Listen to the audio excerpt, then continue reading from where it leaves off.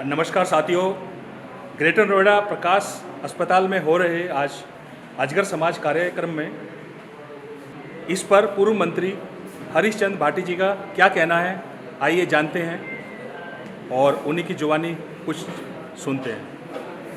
कि मैं अजगर समिति है इसका फाउंडर मेंबर हूँ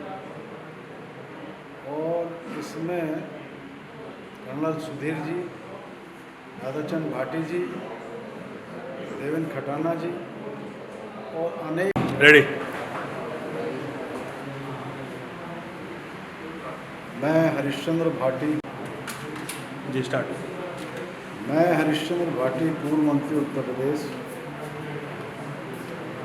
वर्तमान अजगर समिति का फाउंडर मेंबर हूँ और इस समिति के महत्वपूर्ण लोगों में कर्नल सुधीर जी, देवेंद्र खटाना जी, राधाचंद भाटी जी और अनेक प्रमुख लोग समाज के जुड़ गए हैं। ये 100 वर्ष पहले अजगर का नारा जाट जाति में पैदा हुए सर छोटू राम ने दिया था और उसके पीछे मकसद ये था कि देश को सुरक्षित रखने का काम, देश को अन्न देने का काम, ये चारों जातियां जो अजगर में हैं, जाट, गुर्जर, अहीर और राजपूत, ये चारों जातियां इस काम को करती हैं, चाहे राष्ट्र की सुरक्षा का काम हो और चाहे देश को अन्न देना हो, दूध देना हो। उन्हीं विषयों पर सर छोटू राम ने इनको एकत्रित करने की बात कही थी। उसके पीछे मकसद ये था कि ये मजबूत रहती हैं तो देश मजबूत होगा।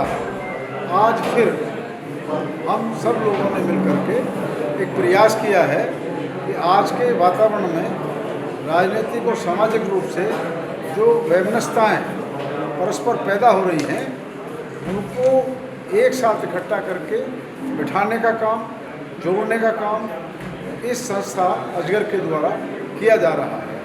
ये बहुआयामी प्रोग्रामों को लेकर के ये संस्था आगे बढ़ रही है, चाहे शिक्षा का क्षेत्र हो, चाहे सामूहिक विवाह का क्षेत्र हो, चाहे रोजगार का प्रश्न हो और चाहे व्यापार का प्रश्न हो। ये संस्था अजगर नाम से जरूर है, लेकिन ये समाज के और राष्ट्र के और जो अंतर्राष्ट्रीय समुदाय हमारे बीच में से बाहर हैं, उन सबके बीच में उन सबको जोड़ने का काम अजगर का करने का है।